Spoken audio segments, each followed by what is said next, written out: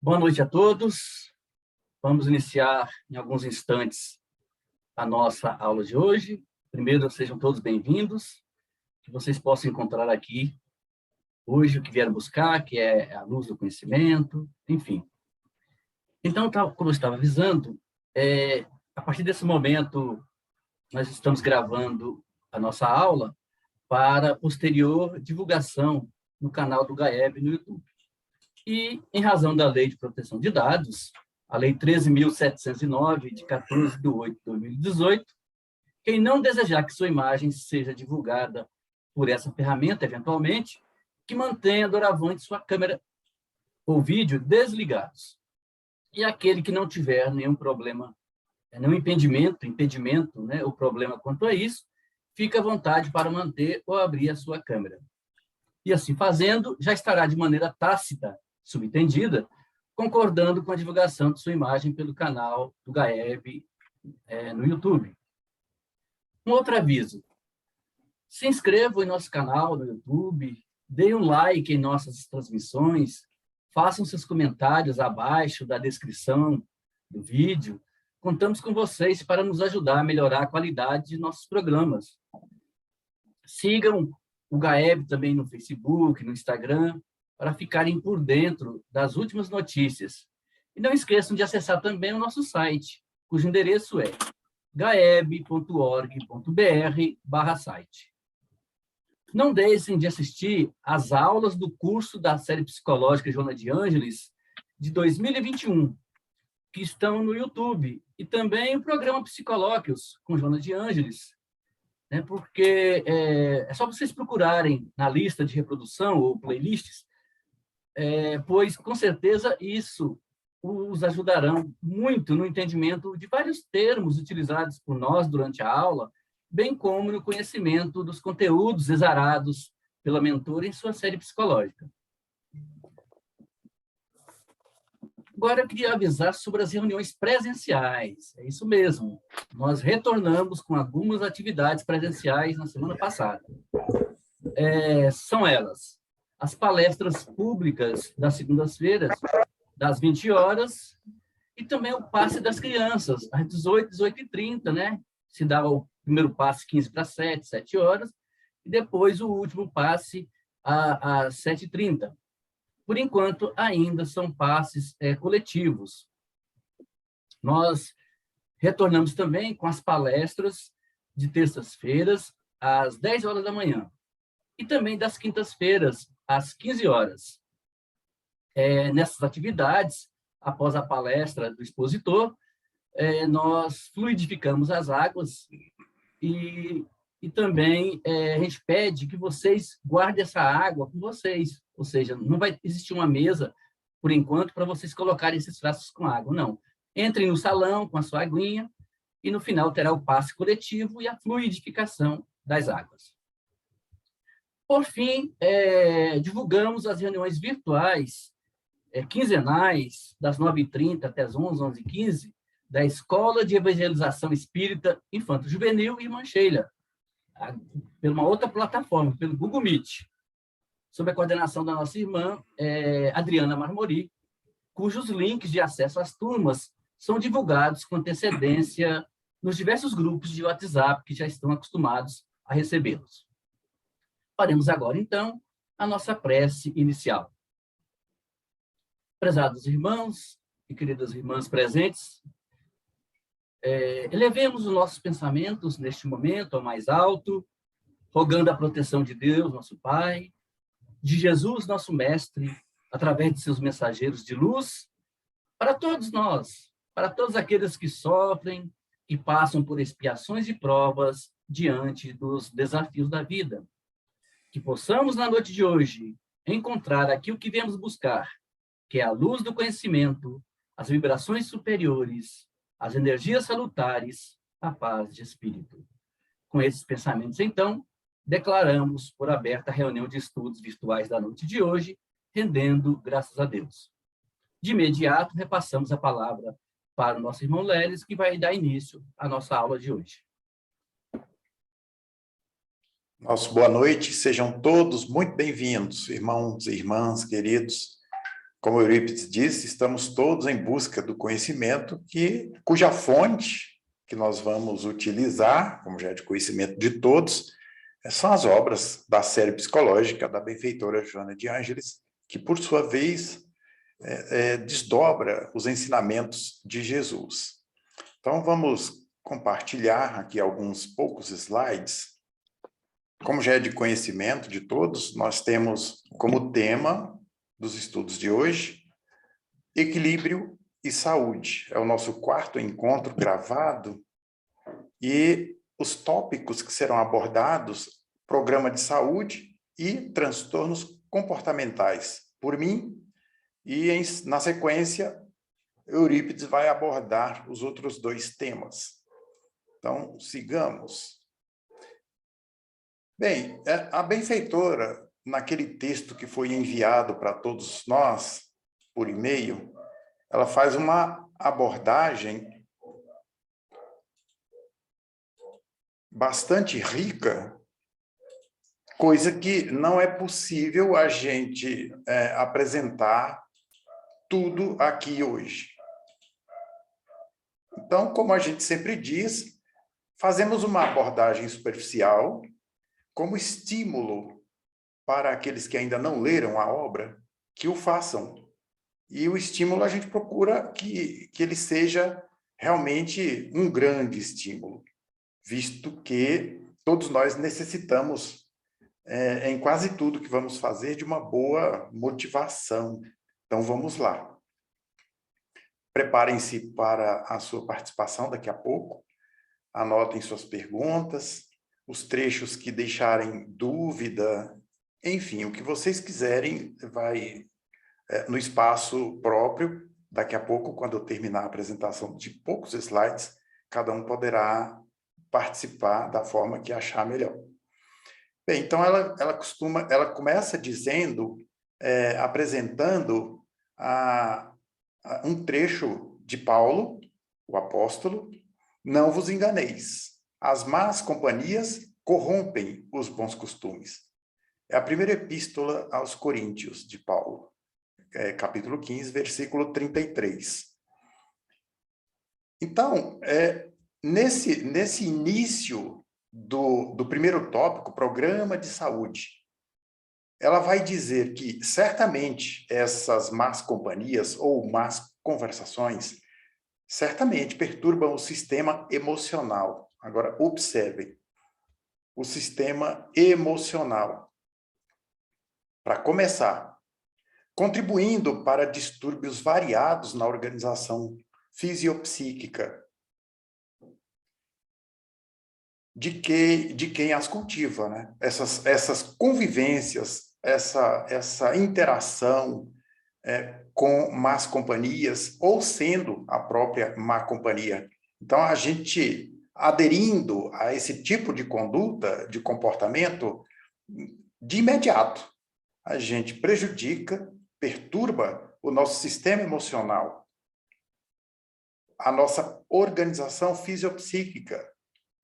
Sendo a mente a fonte de onde procedem as más conversações, ela, a mente, exterioriza simultaneamente ondas de animosidade que desarmonizam os equipamentos sensíveis pelos quais se manifestam. Que equipamentos são esses?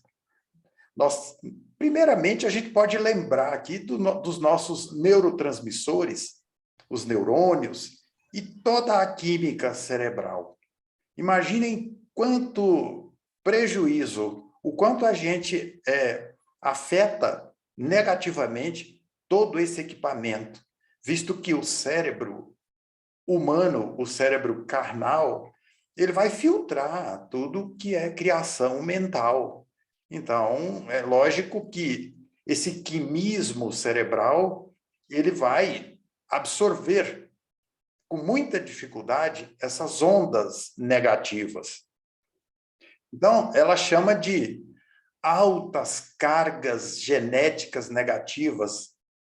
Mas o que é isso, né? A gente pensa logo na árvore genealógica, a procedência, a ancestralidade física, consanguínea? Não, não é só isso. Quando ela se refere aí, nesse momento, no início do tópico, às altas cargas genéticas negativas, pelo suceder da ocorrência, desajustam os controles nervosos. Mas essa carga é o seguinte: a carga genética pode ser definida como as mutações que causam algum efeito prejudicial no funcionamento de genes, os nossos genes, de tal forma que suas probabilidades de sobrevivência ou reprodução podem ficar reduzidas ou causar alguma forma de doença. Então, são todas as células somáticas do organismo humano, todas as células, elas sofrem com essas descargas, essas ondas de animosidade que desarmonizam os equipamentos sensíveis pelos quais os pensamentos e sentimentos se manifestam. E aí ela continua, quando ela disse, pelo suceder da ocorrência, isso que a gente acabou de dizer, a emissão de ondas negativas, desajustam os controles nervosos, gerando distonias, é o inverso de sintonia, distonias da percepção. Então, significa que a nossa percepção, ela fica, digamos, numa palavra, prejudicada. Como é que nós estaremos percebendo os fenômenos, as ocorrências, as pessoas, as coisas? Então, ela diz que nós passamos a identificar somente o lado negativo das pessoas e coisas, com o qual sintonizamos. Quer dizer, a gente acaba sintonizando com o lado negativo de tudo e de todos, porque é isso que a gente consegue perceber. É para isso que canalizamos a nossa energia psíquica, a nossa atenção. Um vício que foi criado, desenvolvido. Então, o vício mental das conversações vulgares, licenciosas, enseja desequilíbrio na área da saúde, produzindo perturbações gástricas e hepáticas. Então, significa que isso vai afetar os nossos órgãos internos do corpo físico, visto que, como foi dito momentos atrás, são todas as células, né? Fazem parte desse equipamento existencial, além do cérebro que recebe as ondas mentais. Essas ondas elas se expandem por todo o organismo físico, visto que ele é banhado, por assim dizer, pelo quimismo cerebral. É só lembrar que nós, quando estamos agitados, necessitamos de muita energia para realizar algo que nos exige muito ânimo, muita energia, o cérebro lança na corrente sanguínea, por exemplo, adrenalina, cortisol e diversas substâncias que vão nos acelerar o metabolismo, enfim. Então, esse é só um exemplo para que nos lembremos da influência da mente em todo o organismo. Então, as perturbações gástricas e hepáticas são decorrentes dessa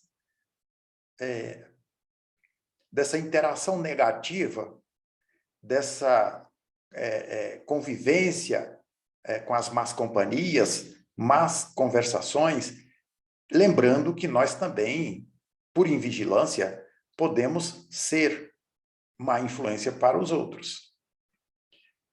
Continuando, a gente parou aqui, ok.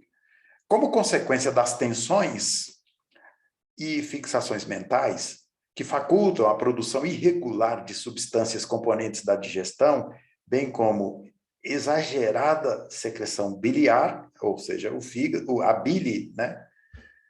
Ao mesmo tempo alteram o humor, favorecendo o pessimismo, o derrotismo e a depressão. Aí está. Isso é decorrente, repetimos, decorrente das tensões e fixações mentais, que facultam a produção irregular de substâncias componentes da digestão. E aí ela falou da bile e outras substâncias.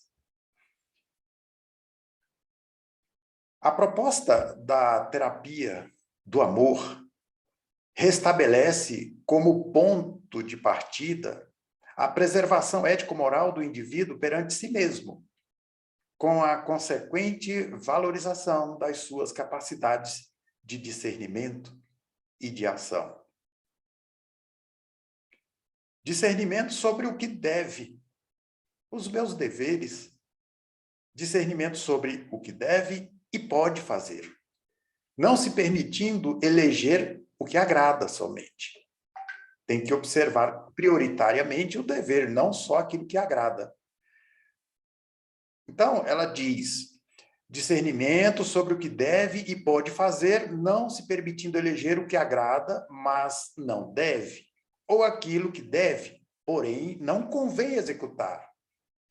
Imediatamente, após a descoberta de como proceder, depois desse discernimento, aí a gente chega a uma conclusão do que podemos e devemos.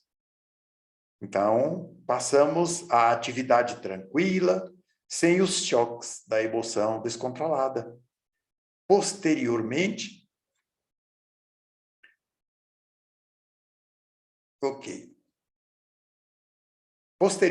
examinar os recursos para a preservação da sua realidade. E aí essa realidade, a gente sempre fala que qual é? A de seres imortais, indivíduo eterno, espírito imortal. Mas aí, nessa condição, nós vamos resguardar o corpo das altas tensões e sensações desgastantes, das emoções violentas, a fim de que o mesmo possa preencher a finalidade da reencarnação do espírito para a qual foi elaborado. Observe, o corpo é o veículo transitório do espírito imortal que necessita dessa experiência física. Nunca é demais dizer, repetir.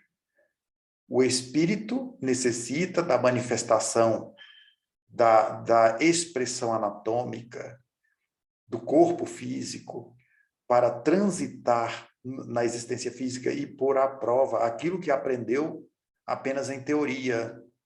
E para as expiações também dos erros cometidos no passado. E todo esse quadro pode ser modificado pela conduta. Por isso estamos aqui, Joana de Ângeles, abordando a terapia do amor.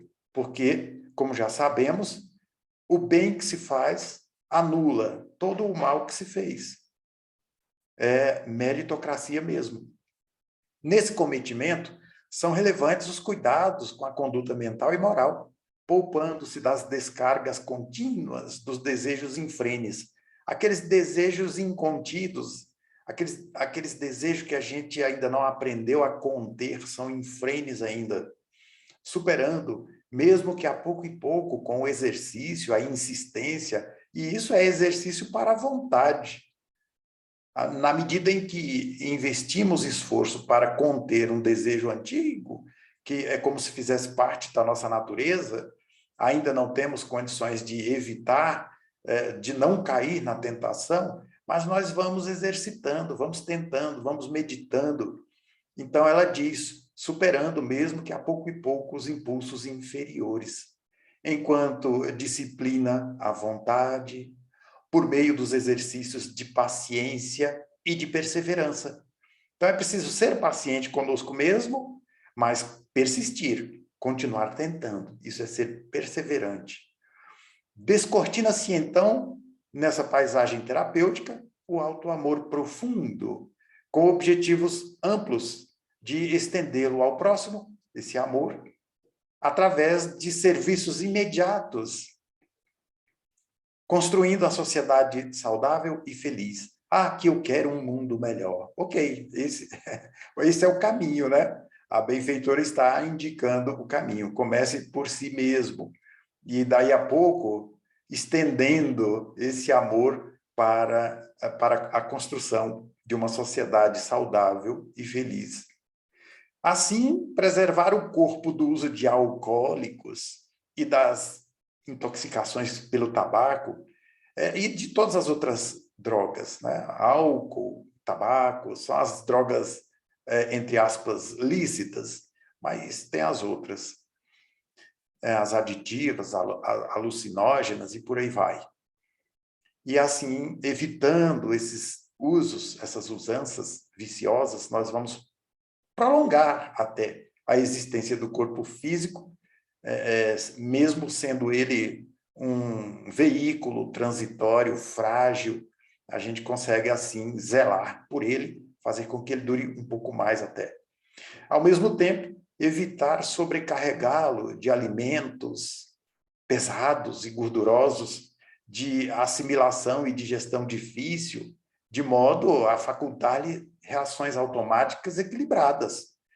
Por exemplo, o movimento peristáltico, que é a digestão, esse é um movimento, é uma reação automática do intestino, do aparelho digestivo.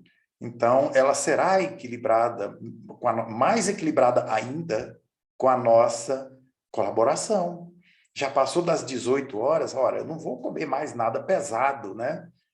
Pelo carinho que tenho pelo meu corpo, que eu quero preservar como manda a lei, cuidar bem desse veículo, então eu vou colocar algo leve, né? Vou comer uma comida de fácil digestão, enfim. Isso é o carinho que temos que ter por esse veículo. E aí ela fala que, é claro, que a contribuição mental faz-se relevante por daí procederem as ordens de comando. Isso tem muita semelhança com o próximo psicolóquio que será lançado às 0 hora de segunda-feira, o psicolóquio de número 10. Já estou fazendo a propaganda para o GAEB. Se inscrevam no canal e assistam os vídeos todos. Então, é claro que a contribuição mental faz-se relevante por daí procederem as ordens de comando e as diretrizes de comportamento, conseguindo-se a harmonia entre o pensamento e a ação.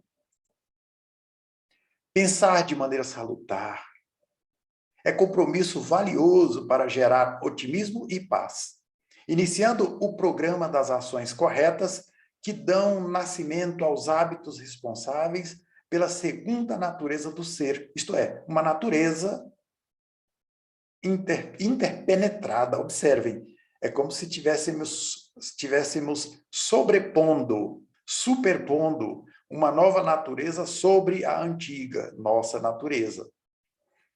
Desse modo, procedendo, as horas de ação se tornarão agradáveis, sem os excessos do cansaço ou a presença da irritação. E as horas de repouso, se farão assinalar pela tranquilidade refazente, que recompõe as despesas dos momentos de vigília. A energia gasta durante o dia, nós somos compulsoriamente levados ao sono fisiológico, mas o espírito em si mesmo jamais está inativo. E aí a gente tem que aprender a tirar o melhor proveito dessas 8, 9 ou 10 horas, varia, né, de indivíduo para indivíduo, as horas de sono. Às vezes passa de 1/3 da existência. Então, olha, o quanto é importante tirar o melhor proveito desse período de repouso do corpo, né?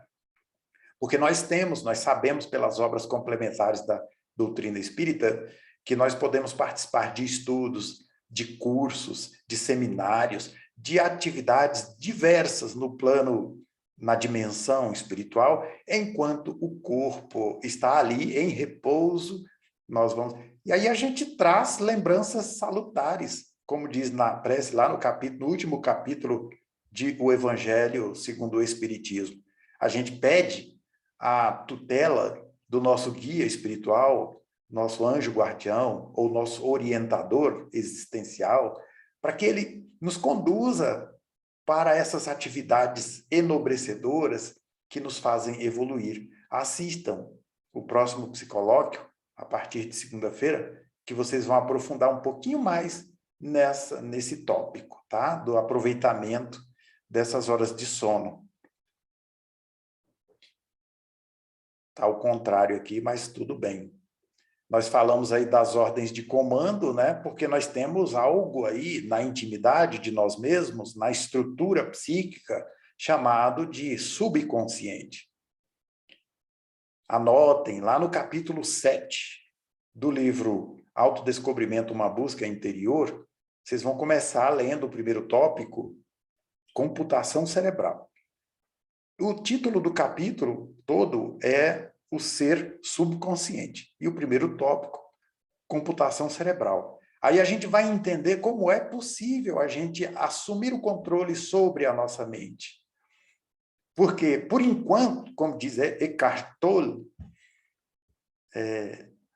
a gente nem usa. O grande problema não é a nossa mente ser mal usada.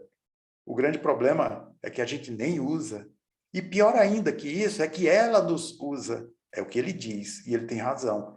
Então, a gente aqui vê que é possível assumir o comando sobre a mente, para que a gente tire o melhor proveito da nossa existência. Então, deixa eu ver se eu já podia mesmo pular aqui. Não. Vamos voltar um pouquinho. Deixa eu... Tá. Então, gente, tudo quanto se tenha de fazer, a gente tem que pensar antes. É aí onde entra a participação mental, a contribuição mental, fazendo uso do discernimento.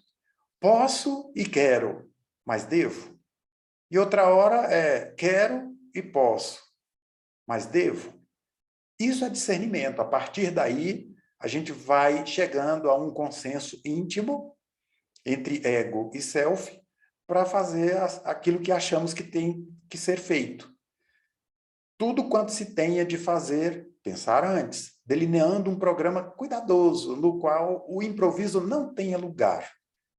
Nem tampouco o arrependimento tardio.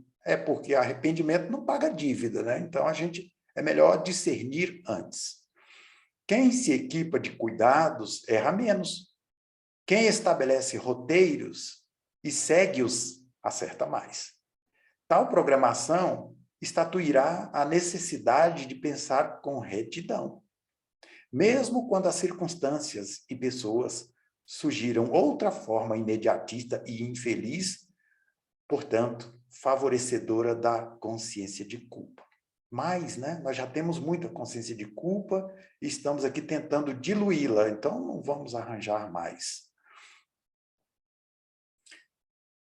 Bem, ainda na terapia do amor, é preciso cultivar a confiança e a alegria no trato com os demais membros da sociedade, todos aqueles que nos cercam, que nos rodeiam, mas iniciando em casa, no lar, com os familiares, seja esposa e filhos, marido e filhos, sogra também, né? Sogro e os agregados todos. Cada um tem um tipo. E com as pessoas com quem trabalhamos, estudamos, interagimos no dia a dia. É preciso cultivar a confiança, a alegria no trato com elas. Então, ela diz que, embora as defecções morais, doenças, né? Defecções sinônimo de doenças, embora as defecções morais e os embates traiçoeiros do momento, a que todos estão sujeitos, irradiar simpatia e esperança, produzindo uma aura de paz que alenta e agrada a todos. Usar a conversação como elemento catalisador de novas ideias de enobrecimento e de ventura, que estimulam a criatividade, a coragem, a perseverança no bem, banir quanto possível do comportamento a crítica ácida e destrutiva, os conceitos chulos, quão irresponsáveis, as diatribes e os verbetes sarcásticos que envenenam o coração e enfermam a alma, transferindo-se pelos condutos do perispírito para o corpo. Então, aqui ela está dizendo, em outras palavras, aquilo que a gente viu lá no primeiro parágrafo. O quanto o cérebro é afetado pelas ondas perniciosas, negativas, que acabam destruindo os nossos genes, as células do corpo somático, como diz André Luiz. É preciso sempre lembrarmos de que o frasco que carrega veneno é o primeiro envenenado. Então, se a gente alimenta ondas negativas de vingança, ressentimento, mágoa, raiva, é claro que esse veneno está prejudicando primeiro esse frasco que o carrega, que somos nós. E, às vezes, muitas vezes, nem chega a prejudicar aquele que é o objeto do nosso sentimento negativo. Em delicadas como complexas patologias orgânicas. Ela complementa aqui a ideia, né? Esses verbetes sarcásticos que envenenam o coração e enfermam a alma, transferindo-se pelos condutos do perispírito para o corpo, em delicadas como complexas patologias orgânicas. Respeitar e, ao mesmo tempo, conduzir o corpo com moderação em quaisquer eventos, poupando-o aos costumes promíscuos, bem como aos relacionamentos sexuais e afetivos perturbadores. Ora, muito em voga. É moda? É moda. E aí, quando a gente fala hoje em dia é moda, a gente já se lembra da normose, muito difundida pelo professor Hermógenes, né, que já desencarnado, professor de yoga, amigo de Divaldo, de Chico Xavier. Ele dizia sempre, tem até um vídeo com esse título, que vocês podem assistir oportunamente. Ele diz, Deus me livre de ser normal. E aí ele fala da normose, que é o título de um livro de outros autores, dois franceses e um brasileiro. E o título é Normose, a patologia da normalidade. Então, Joana de Ângeles sempre dá um destaque para essas questões. Aqui, por exemplo, ela diz, os relacionamentos sexuais e afetivos perturbadores, ora, muito em voga, assim como, né, os hábitos de promiscuidade, é quando o indivíduo... Aqui a gente não está fazendo nenhum tipo de julgamento, né, mas apenas um comentário, uma análise. Quando o indivíduo se deixa arrastar pelo modismo da balada, com todas aquelas consequências que a gente imagina, e alguns de nós até conhecem, né? O sexo irresponsável, sem compromisso, e tudo o mais que decorre daí. Então, é uma das questões que ela coloca aqui, que nós devemos evitar para manter, para zelar desse veículo sagrado, esse templo divino, que é o nosso corpo. Manter os requisitos da higiene, superando os imperativos da preguiça mental e física, assim, criando e preservando os hábitos sadios. Ler um bom livro, procurar divertimentos que te planifiquem de verdade. Nós temos uma série de exemplos aí, atualmente, de atividades recreativas que, ao mesmo tempo, te agregam valor, né? Te agregam conhecimento, e crescimento cultural, intelectual, moral, espiritual. Tem, é só procurar que tem muito aí, a gente acha. Então, também recorrer à oração, qual sedento no rumo da fonte vitalizadora, sustentando o espírito e refrigerando-se na paz. Meditar em silêncio, que delícia. a fim de absorver a resposta divina e capacitar-se dos conteúdos da inspiração para alcançar as metas essenciais da existência. E aí a gente lembra, noutra obra que eu não lembro qual é agora, quando a benfeitora diz: quem ora, fala, quem medita, ouve. E isso é em relação a Deus, a divindade que está na intimidade de nós mesmos. Deixa eu dar um saltinho aqui, para a gente não extrapolar na questão do tempo. Aí a gente parte agora para os transtornos comportamentais, que é o segundo tópico da primeira parte. Veja, na gênese profunda dos transtornos de comportamento da criatura humana, forçoso é reconhecer a ação poderosa da hereditariedade. Destacando-se como causa endógena, ou seja, vem de dentro, a causa endógena de gravidade. Além dela, anotamos que as que se derivam do quimismo cerebral em desconcerto. Observem que ela vai desenvolvendo o que ela começou lá no primeiro parágrafo. Nós falamos lá das ondas mentais negativas, perniciosas, que saem destruindo os genes, e aqui, por fim, ela chega falando, né, da gênese, ou seja, a causa, a origem dos transtornos do comportamento. Então, ela fala que, além dessa causa endógena, ela anotou as que se derivam do quimismo cerebral em desconcerto, ao lado de outros fatores que se apresentam como sequelas de enfermidades infecciosas. Às vezes o indivíduo teve aí uma doença grave, uma infecção, e afetou o cérebro. Vou fechar a janela. Então, o indivíduo ficou com sequelas, né, de um mal, de uma doença grave, infecciosa, e isso alterou o seu comportamento, causou-lhe um transtorno, é outra causa. Também de distúrbios psicossociais e socioeconômicos.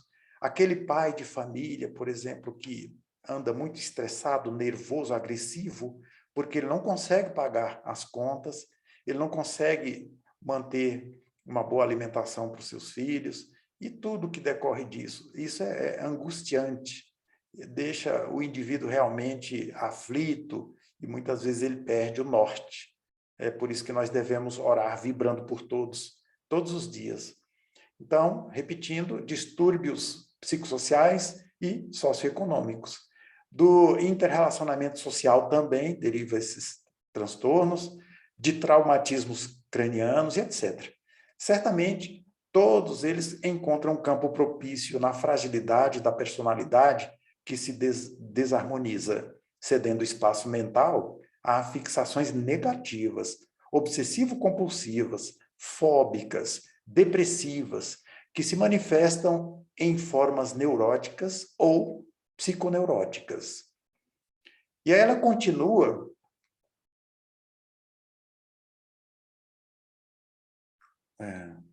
só um pouquinho.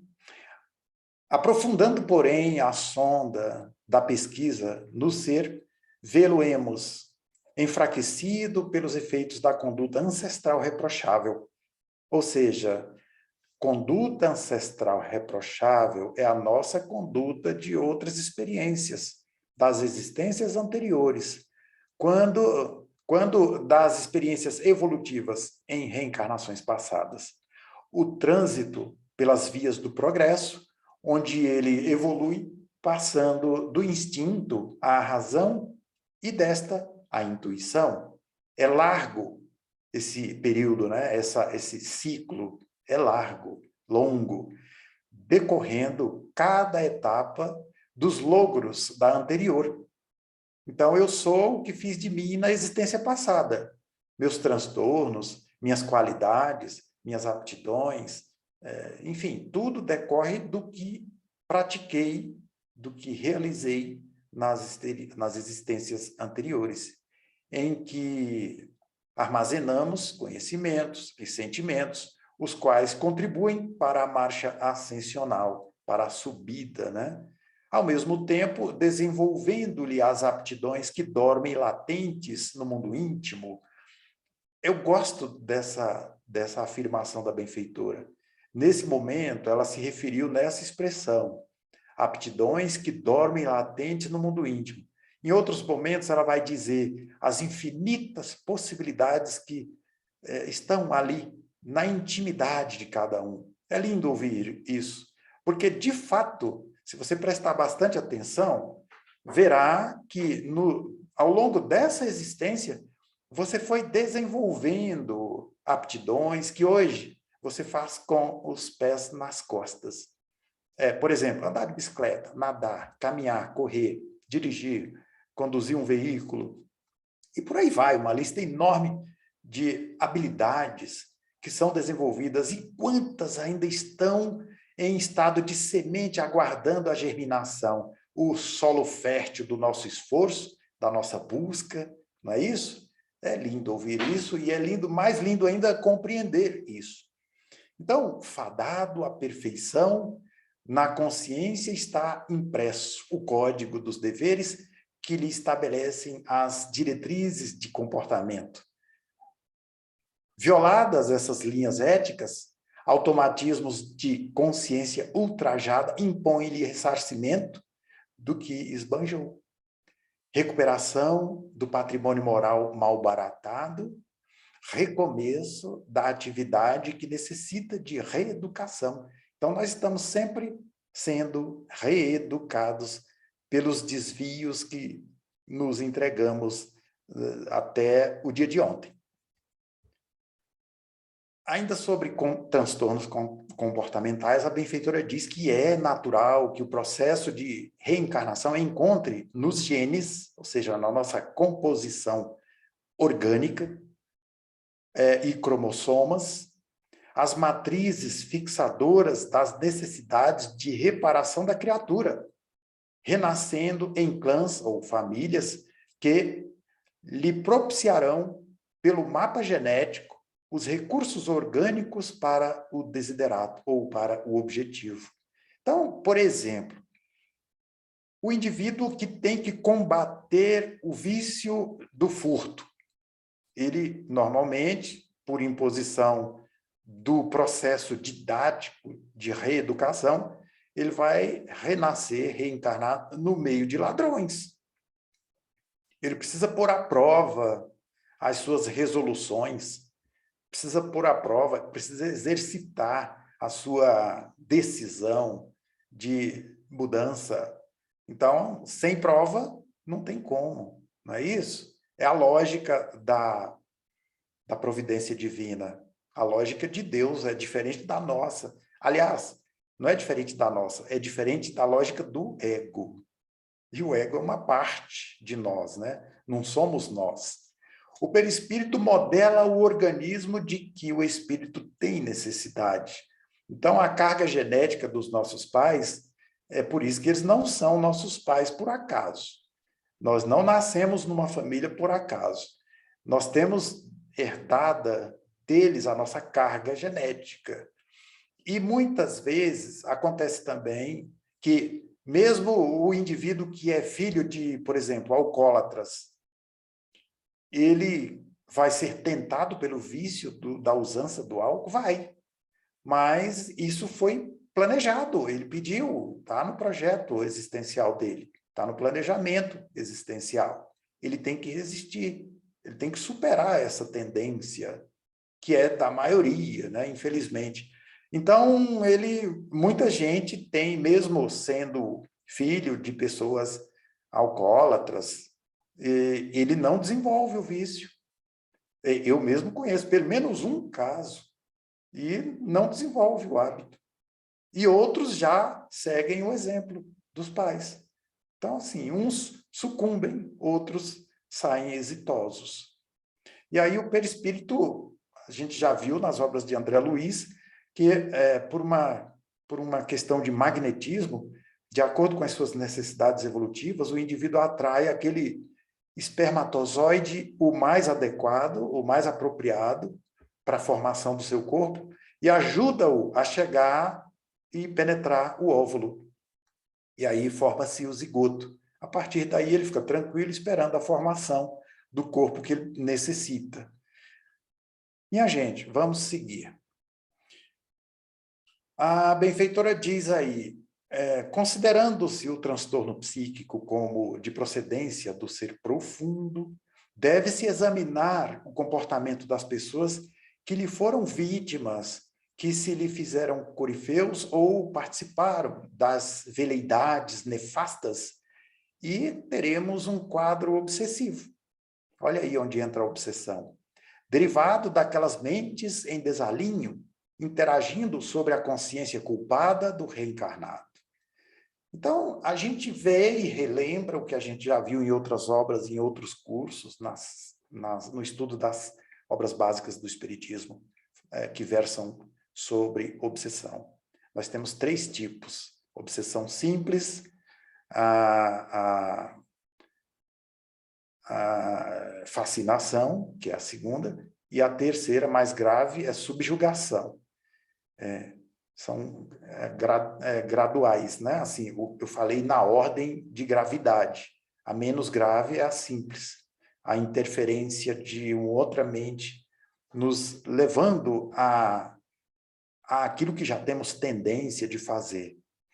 E a fascinação, a gente já perde a capacidade do discernimento. E na subjugação, acabou, né? Até a vontade ficou apagada, já não temos vontade própria. Então, não nos permitamos a isso. As descargas mentais odientas penetram nas correntes nervosas dos neurotransmissores e estimulam a eliminação de substâncias excessivas ou provocam alterações escassas, significativas nos processos psicopatológicos. Enlouquece, né? É um enlouquecimento do indivíduo. Além disso, gente, nos momentos de parcial desprendimento pelo sono, o enfermo, subentenda-se o devedor, né? Quando ela fala enfermo, ela quer dizer o devedor. Reencontra suas vítimas, seus comparsas, e foge para o corpo. O corpo passa a ser o esconderijo, né? Onde ele se sente protegido desses inimigos desencarnados, transformando as lembranças infelizes em expressões de pavor, que transfere para os estados de agorafobia, que é o medo de lugares abertos, de multidão, né? De compulsão obsessiva e outros. São várias fobias das quais falamos no encontro passado e que também vocês vão encontrar no psicolóquio de depois de amanhã, o de número 10, vocês vão encontrar lá dicas de Joana de Ângeles sobre como mudar essa programação. O indivíduo que tem complexo de culpa, que somos quase todos nós, consciência de culpa das nossas faltas de existências passadas, e os nossos devedores, por conta dessa sintonia que estabelecemos com essa consciência de culpa, eles se aproximam e querem vingança, e nos levam a transtornos diversos. Então, através da mudança do conteúdo psíquico que vai para o subconsciente e que produz os nossos sonhos, e muitos desses sonhos são lembranças das atividades, das ocorrências nas horas de sono, não é isso?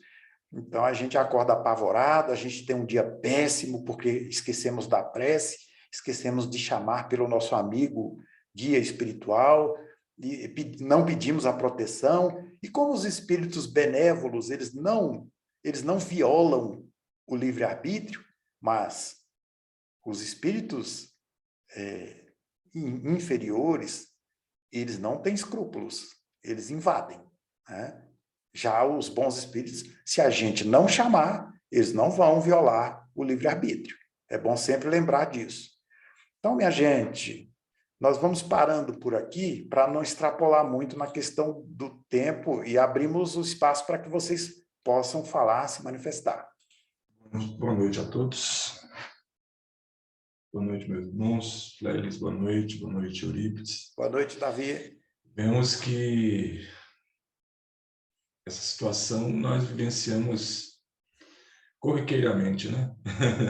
Corriqueiramente, né? Os transtornos da personalidade, né? As fobias, esses estados desequilibrados aí da consciência é uma questão muito séria a ser pensada.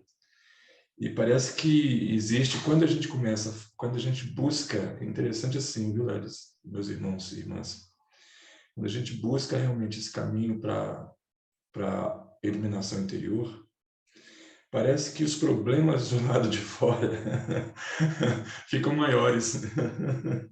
E a gente vai percebendo isso aí nas nossas relações aí com os nossos irmãos, né? Essa semana, especialmente, foi muito, muito complicada, né? No meu serviço e tudo, e a gente vai verificando o seguinte, que quando a intenção é justamente essa, de buscar essa iluminação interior, né? A paz, né? A harmonia, né? Quantas coisas parecem dar errados, né?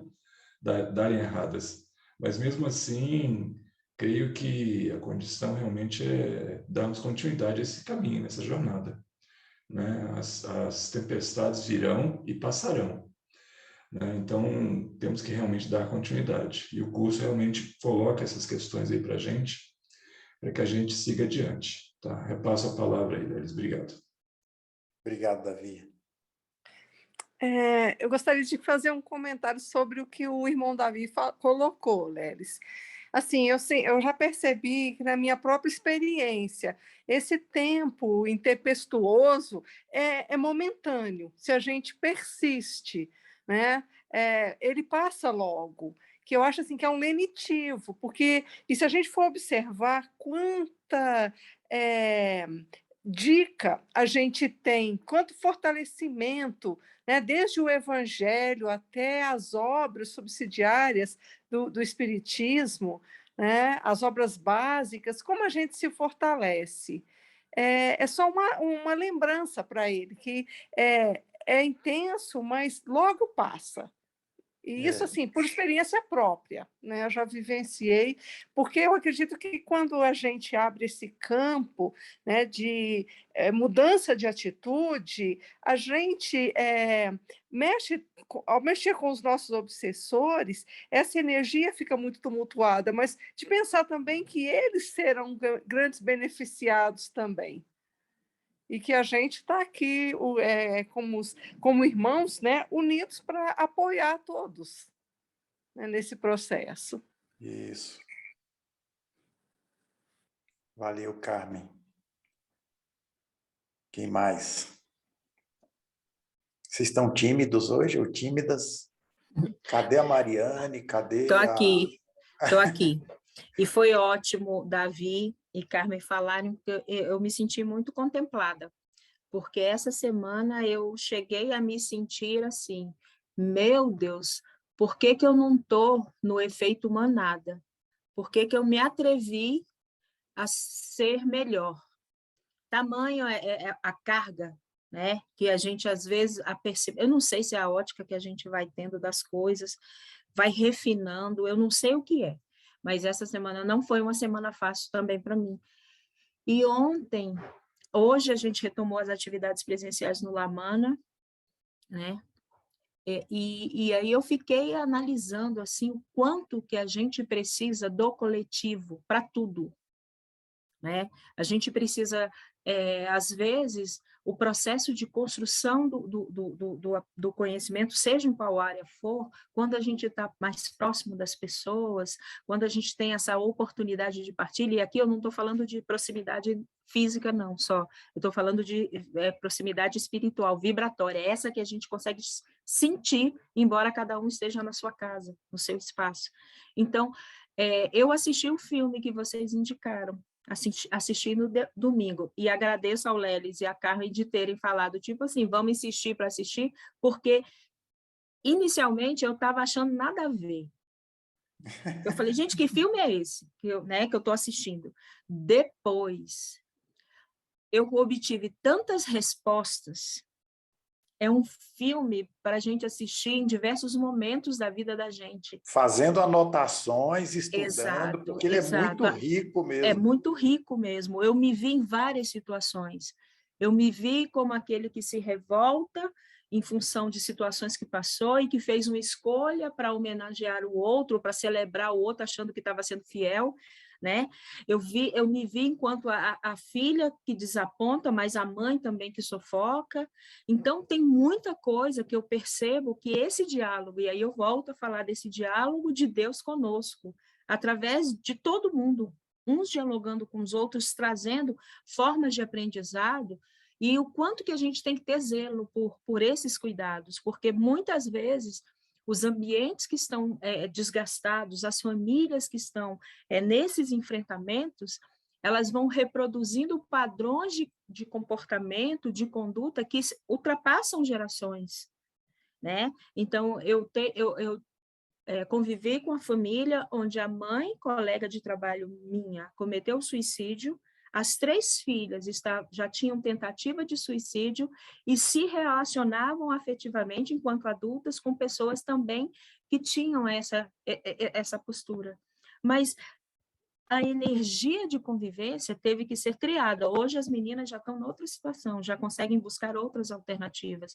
Mas é importante isso, a gente não perder essa questão de olhar para a vida, seja lá a dificuldade que a gente tiver, com um peso que isso impregna a casa que a gente mora, as pessoas que convivem conosco. Está difícil hoje. A gente tem uma queda vibratória, mas a gente sabe onde é a fonte. Então, a gente tem que se despir para se banhar, porque senão não vai ter efeito, né? Então, essa oportunidade ela é muito valiosa, embora ela, em alguns momentos, nos gere esse desconforto mesmo, que vem gerando, né? Que todo mundo passa, mas que a gente sabe que a gente está na fonte. Obrigado, Mariane. Foi bom ouvir vocês 3, porque me faz lembrar diversos alertas, mas eu vou dar só um, dessa sua última fala, né? Assusta. E os cursos, todos os cursos das casas espíritas, eles têm uma grande evasão, porque a gente nem percebe que o ego dominador, ele faz de tudo para a gente se afastar da reforma. A reforma íntima. Ele não quer. Mas ele quem? O ego, que é parte de mim, é a parte mais superficial de mim mesmo. Ele é sorrateiro, ele está ali na portaria, na entrada, no saguão de entrada da casa mental. Ele filtra quem entra, quem sai. Mas ele, sou eu. E as desculpas para não ir mais. Não, eu estou ocupado com outra coisa, arrumei um curso, estou fazendo um curso, um cursinho, não sei o quê, estou aprendendo, tendo aula de violão, aula de piano, aula de não sei o quê. Qualquer coisa serve para afastar o indivíduo da transformação, como você bem colocou no início da sua fala, né? Se tornar melhor do que era ontem. E continuar para que amanhã seja melhor do que é hoje. O ego não quer isso, gente. O ego não permite. Ele ainda é rebelde. A gente é que tem que pô-lo na linha. Mas ele, lembrando, mais uma vez, somos nós. O ego sou eu. Vamos lá. Eurípides, é com você, meu irmão. Muito obrigado, Lelis. Realmente esse tema aí é instigante, né? Pessoal, boa noite a todos. Sejam todos bem-vindos, aqueles que a gente não cumprimentou. Nós vamos, então, desenvolver com vocês Terapia da Esperança e Plenitude à Meta. São os dois últimos itens deste capítulo, né? Equilíbrio e saúde. A saúde e a qualidade de vida das pessoas relacionadas a muitos fatores, entre eles, né, a hereditariedade, ela está relacionada à saúde, a fatores genéticos, a fatores alimentares, ao sedentarismo, a fatores ambientais, aos hábitos de maneira geral. Mas os fatores emocionais também têm um papel fundamental na vida dos indivíduos. Nós não podemos esquecer também de mencionar os fatores espirituais, né, que é de suma importância que se tenha isso em mente.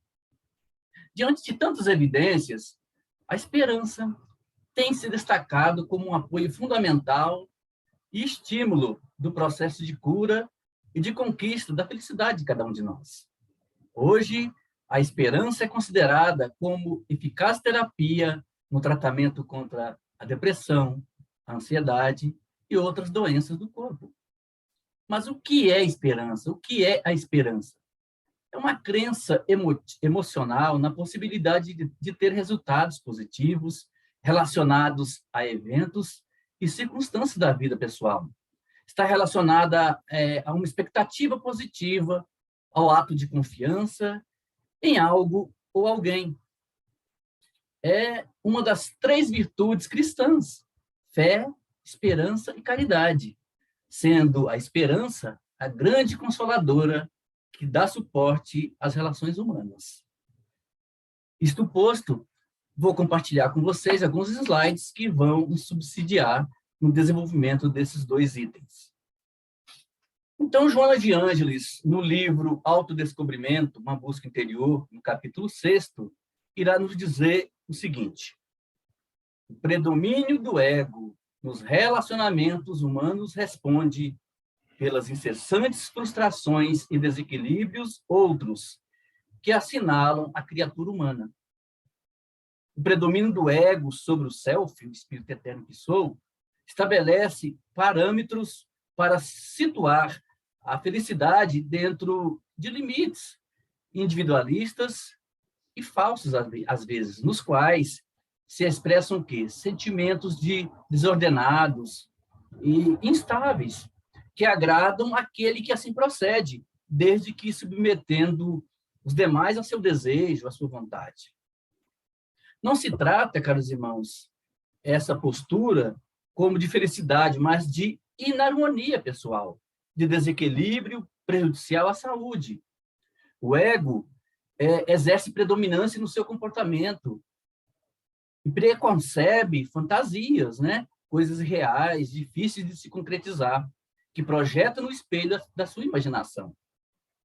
Jogado em um mundo exterior agressivo, como o de hoje, por exemplo, no qual predominam a luta pela sobrevivência do corpo e a manutenção do status, o homem acumula conteúdos psíquicos descartáveis, avançando apressado para o estresse, para as alienações, e isso é um prato cheio para a sombra, para a doença.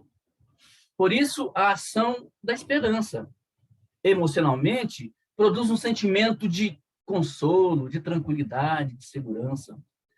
Na ação comportamental, influi positivamente nas relações interpessoais, gerando o quê? Um diálogo mais espontâneo, sincero e aberto. E, espiritualmente, a esperança é a expressão de fé na vida, do entendimento de um objetivo transcendente da existência e confiança na justiça divina.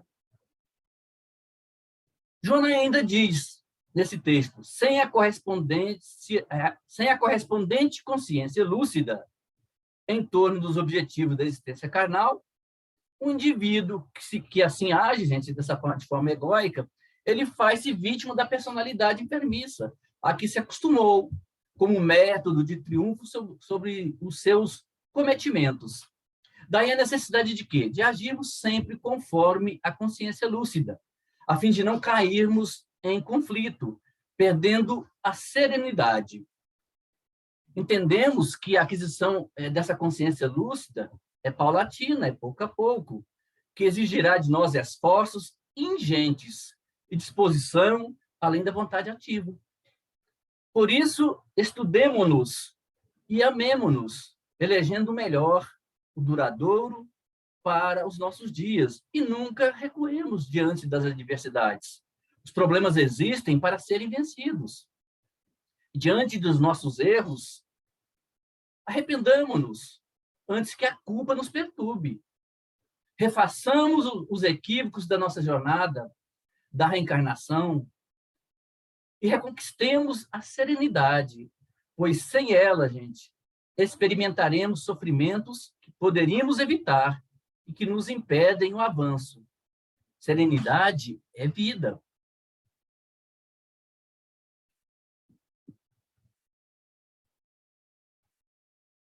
E Joana ainda nos diz, considerando que o interrelacionamento pessoal é uma arte de dissimular, né, de encobrir, de esconder sentimentos, a pessoa se utiliza, então, de quê? Da máscara, correspondente a cada momento, e varia conforme as circunstâncias, ocasiões e pessoas às quais se comunica. A máscara, gente, a persona, né, de que nos utilizamos, ela tem aspectos tanto positivos como negativos. Carl Gustav Jung, chamou também a persona de arquétipo da conformidade. Ela não é totalmente negativa, né? Muita gente pensa que a persona só é negativa, mas não é. Ela serve para proteger o ego e a psique das diversas forças e atitudes sociais que nos invadem. A persona, a máscara, é também um instrumento precioso para a comunicação. Contudo, vale dizer, o problema está em que, muitas vezes, pensamos que somos os papéis que exercemos e cobramos dos outros a imagem que eles mostram, ignorando as mudanças e transformações que acontecem com a individuação de cada um. Muitas vezes, nós queremos que os outros sejam os mesmos todo o tempo. Exemplo, cobramos perfeição do espírita palestrante. Eu fui um que cobrei, tá? Muito tempo atrás. Vale lembrar que fazer uso da persona, gente, é uma tendência que trazemos. Por isso, se diz que é um arquétipo. E a persona é um arquétipo. Mas também é um complexo, porque, adentrando o nosso inconsciente pessoal, ela pode aflorar em nossa consciência, e muitas vezes em forma de subpersonalidade. Assim, infelizmente, gente, muitos de nós, no interrelacionamento pessoal, utilizamos da persona, da máscara, acreditando muitas vezes que temos que esconder, que encobrir os nossos verdadeiros papéis no contato social. Quantos de nós não fazemos isso, não é mesmo? E Joana ainda diz, acostumando-se à paciência, acostumando-se à aparência, está embaixo no slide, à esquerda, acostumando-se à aparência, o homem desloca-se da realidade, passando a viver inseguro, nas armadilhas que prepara com o objetivo de não permitir identificar. Observando a conduta das pessoas inconsequentes, às vezes triunfam, essas pessoas triunfam por meio de quê? Dos recursos da fantasia e da bajulação. A pessoa passa a imitá-las, deixando-se conduzir por quê? Pelos absurdos, né? Comportamentos distantes da realidade e do dever de cada um de nós. Observa Joana de Ângeles nesse texto belíssimo que nós estamos estudando hoje. Em consequência, estabelecem-se, então, o quê? Conflitos íntimos. E a escala de valores padece a perda do significado, desaparecendo o quê? Os parâmetros para a compreensão tanto do que é certo como daquilo que é errado. Vale lembrar que, de maneira geral, o ego, gente, está voltado para a satisfação das suas necessidades. Então, precisamos libertá-lo para que o self, que é o espírito eterno, possa conduzir nossa individuação, né, nossa autorrealização plenamente. Joana de Ângeles enfatiza que precisamos trabalhar os conteúdos do inconsciente. E o Lelis falou nisso hoje. A persona, gente, deve nos proteger sem sufocar o ser real que somos, o espírito.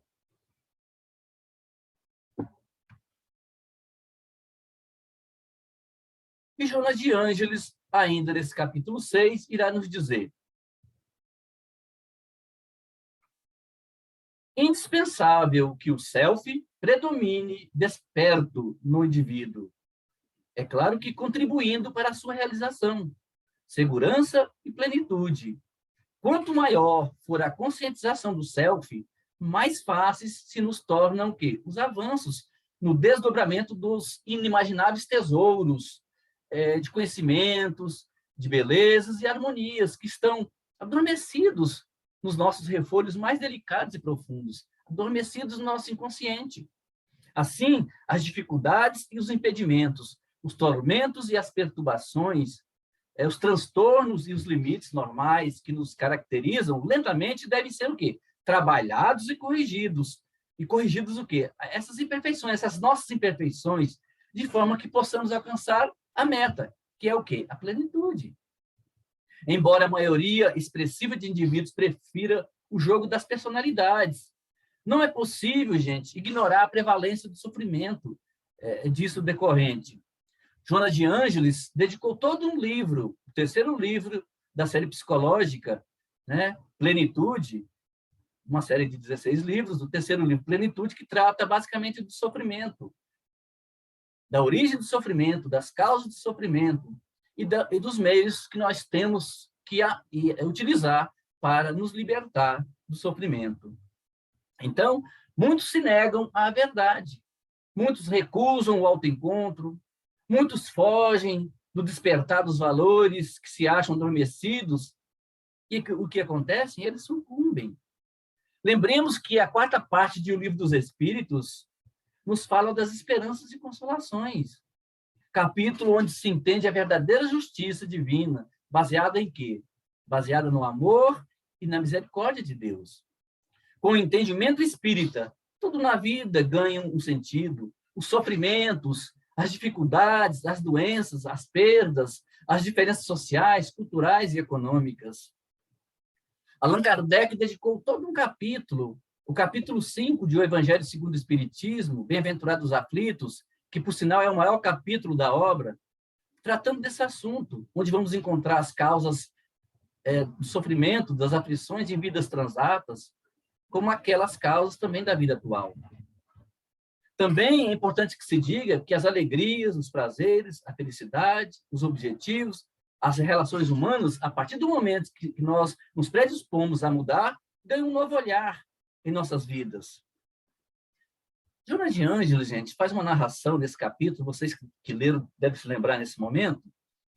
Ela fala o seguinte: narram que um homem sábio dispôs-se a transmitir os seus conhecimentos, reunindo à sua volta inúmeros interessados.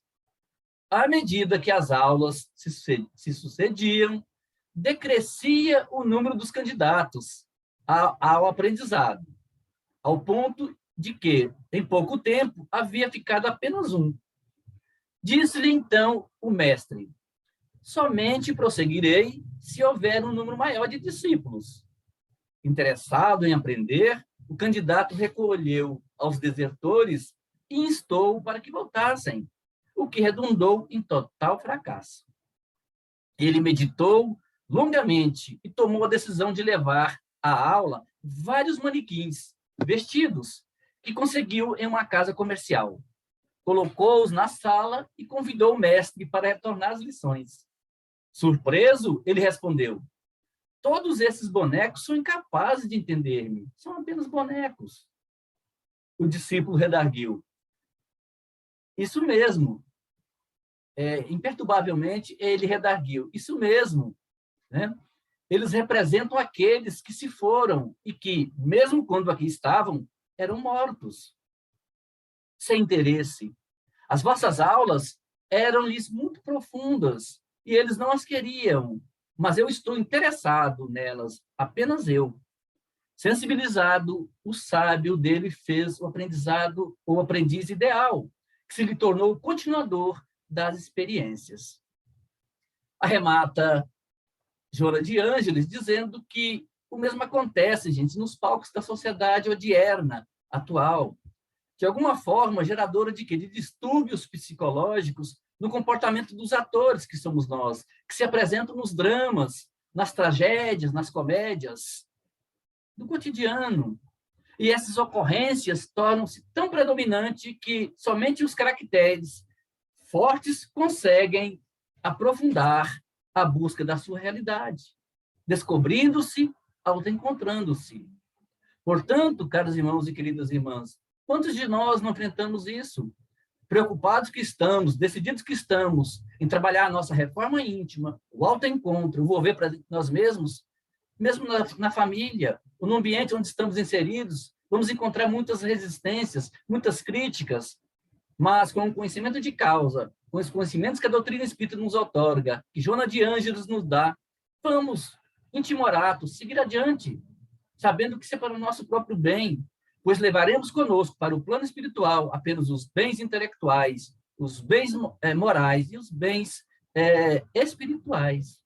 Então, essas pessoas adotam um comportamento de autenticidade, preferindo seguir o quê? Uma linha direcional de coerentes atitudes, enquanto a pessoa que almeja o equilíbrio não abdique dos métodos equivocados em vigência, assumindo-se e exteriorizando-se como é, e mesmo diante de análises e tratamentos buscados, toda vez que enfrenta o grupo social, fugirá para o disfarce, para o uso da persona.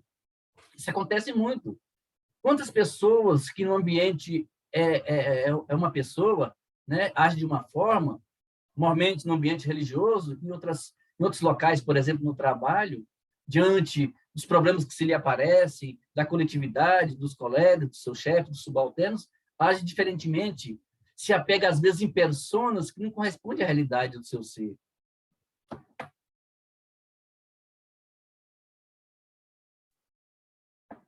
Mais adiante, Joana irá nos dizer: a identificação dos objetivos da vida faculta os estímulos para o prosseguimento da busca de autenticidade, de realização.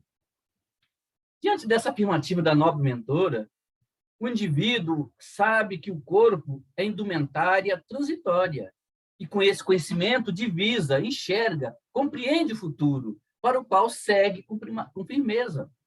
A pessoa adquire confiança em si mesma e no porvir, passando a antecipá-lo desde agora, usando o quê? O bom ânimo, a coragem na luta, o sorriso de bem-estar. Passa o indivíduo, então, a ter a inteireza moral de não valorizar em demasia as pequenas ocorrências, os insucessos aparentes, mas se submete o quê? A eles, com otimismo, enfrentando os obstáculos com estímulos que o levam a transpô-los. Nós não estamos aqui, gente, fazendo apologia a que se vive de uma forma deixando a vida nos levar. Não. Né? Os transtornos, os problemas, as aflições que se nos acontecem, elas devem ser aceitas, mas não podemos ser coniventes com elas. Temos que trabalhar em nosso íntimo, em nosso derredor, para que nos libertemos da situação em que nos encontramos e procuremos um novo caminho, um caminho libertador, para que as ocorrências do dia a dia, no nosso transcurso reencarnatório, sejam melhores, seja para o nosso bem, para o bem de outrem. Temos que usufruir do que está em nosso redor, em nossa vida, mas também temos que pensar na vida futura, trabalhando as virtudes espirituais, intelectuais e morais, para que, do lado de lá, não venhamos a nos preocupar com o que ficou na retaguarda. Então, gente, nós temos que tomar Jesus como nosso psicoterapeuta ideal, e deixarmos que brilhe a luz em nós, escondida, com que se nos tornaremos o quê? Livres e sadios. A esperança, portanto, gente, é o remédio eficaz para o portador do sofrimento, né? Para que ele possa enfrentar a dor, encarar a morte, né? A desencarnação com serenidade. Quem a possui, gente, a serenidade, tem força para superar qualquer situação e criar condições favoráveis para construir uma vida feliz, uma vida saudável. E Joana ainda irá nos dizer: o homem e a mulher, conscientes das responsabilidades que lhes dizem respeito, né, estabelecem metas de realizações que passam a conquistar, a pouco e pouco, promovendo-se no processo da evolução. Então, à medida que galgamos um patamar, logo o outro se apresenta, atraente e desafiador, constituindo-se um renovado, um incessante estímulo ao desenvolvimento das potencialidades que nós temos adormecidas.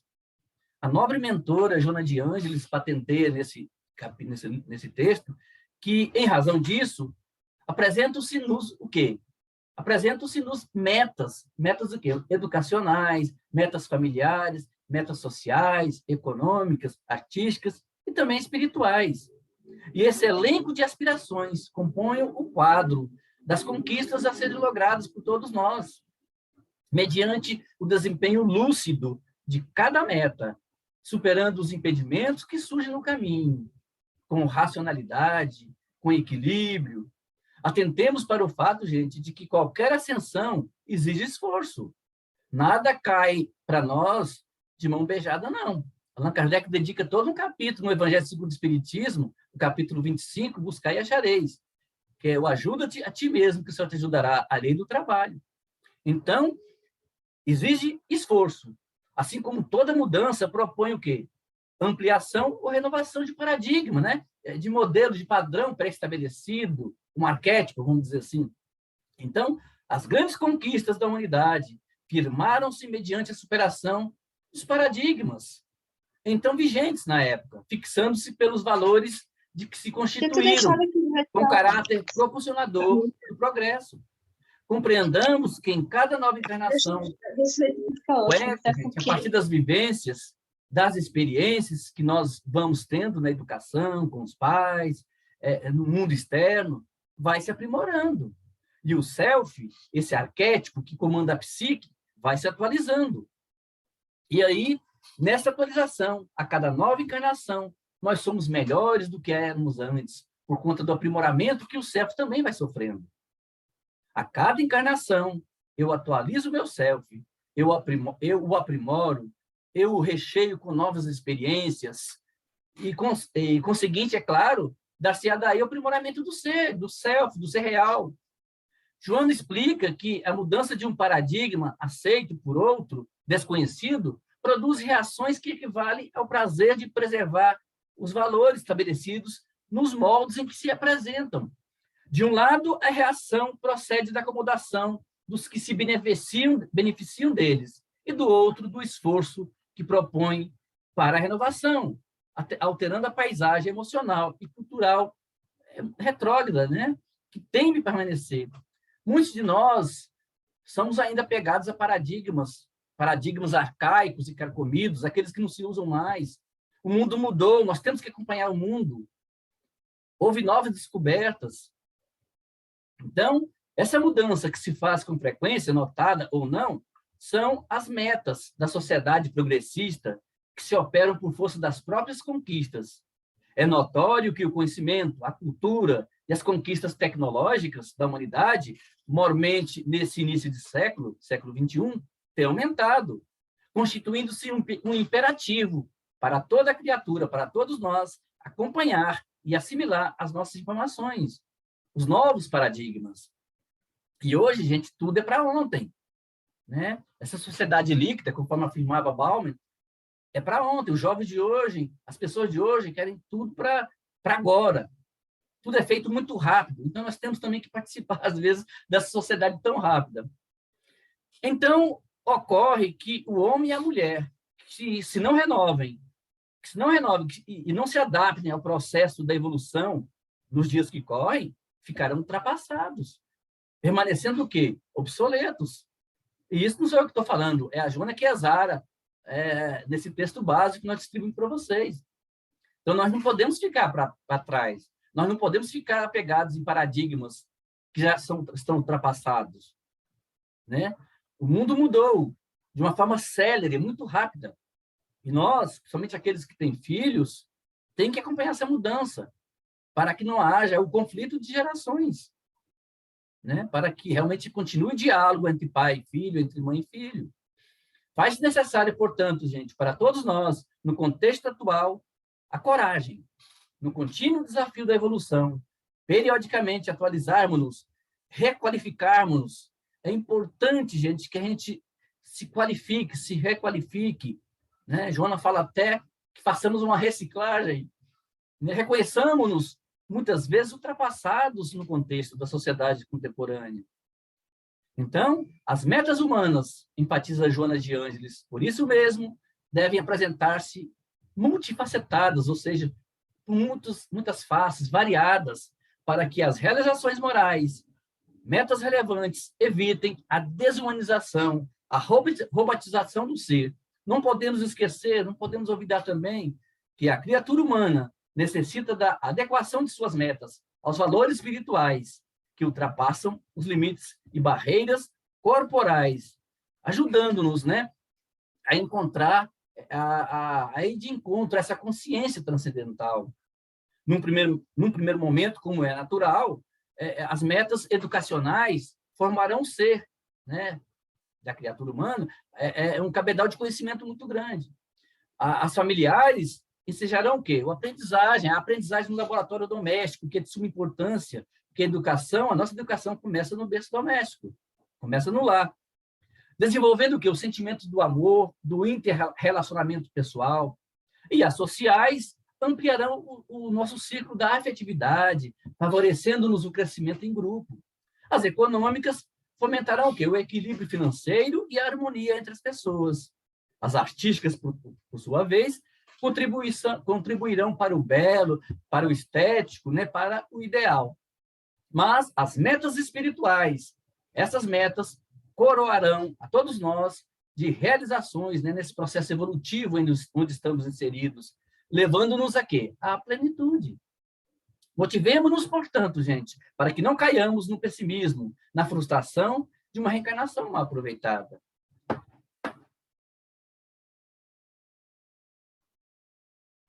E Joana irá nos dizer: a incessante renovação dos valores para melhor torna-se motivação permanente para a estruturação do ser real, do espírito, né?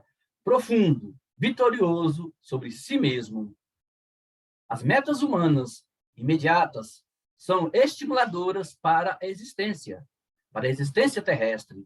A corporal, quando acrescidas pela identificação com a consciência cósmica, permanecem como força propulsora para o progresso sem fim, sem limites. E Joana de Ângeles, no livro Autodescobrimento, Uma Busca Interior, no capítulo 1, nos diz que o ser psicológico é alguém em constante transformação para melhor, porquanto o eu real é de natureza eterna e deve ser descoberto quanto preservado por constituir-se a meta essencial da vida terrena. Por fim, nos fala a mentora que somente aqueles que se libertam e amam após atravessarem as dificuldades e ultrapassarem as metas iniciais do processo terrestre, social, familiar, né, e até pessoal, permanecendo voltados para o bem geral e transformados interiormente, assim como iluminados pela chama da imortalidade, nele mergulhados pela própria causalidade, né, fruirão da real plenitude, que é a meta essencial. Então, é isso que nós tínhamos a repassar para vocês. Eu passo para o Lelis.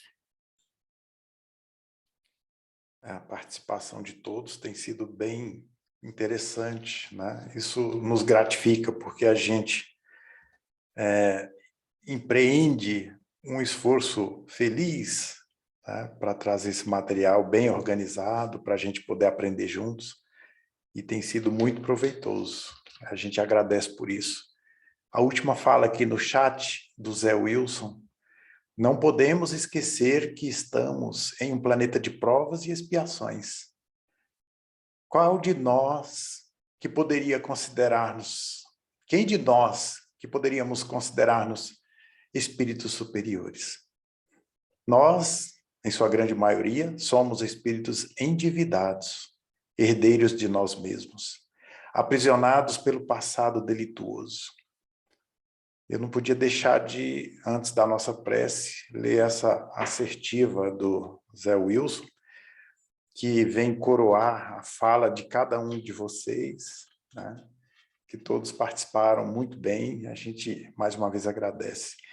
Então vamos agradecer a Jesus, o Mestre Divino, aquele que é o nosso terapeuta excelente, que nos faz com que olhemos para a intimidade de nós mesmos, desde que o ouçamos com carinho, com respeito, considerando-o como o nosso irmão mais velho, aquele que se dedica com abnegação pelo nosso futuro feliz. Gratidão, mestre querido.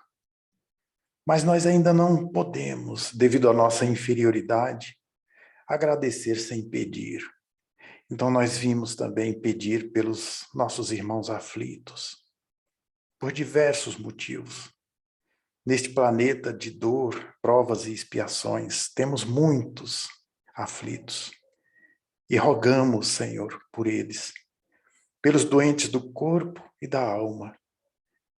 Doentes do corpo em decorrência das descargas negativas do sentimento e das criações mentais negativas.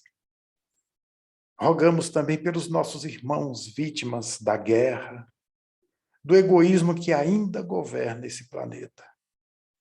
Pelos nossos irmãos que se posicionam ainda como inimigos da luz.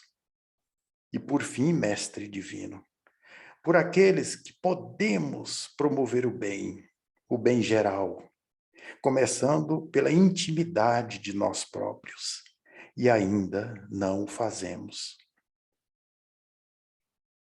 Gratidão, Mestre Divino. Obrigado, Deus, nosso Pai. Obrigado a todos os bons espíritos que nos amparam, nos orientam e nos protegem durante esses encontros e entre eles. Com esses pensamentos, então, damos por encerrado o nosso encontro desta noite, agradecidos imensamente. Deus seja louvado. Que assim seja. Que assim seja.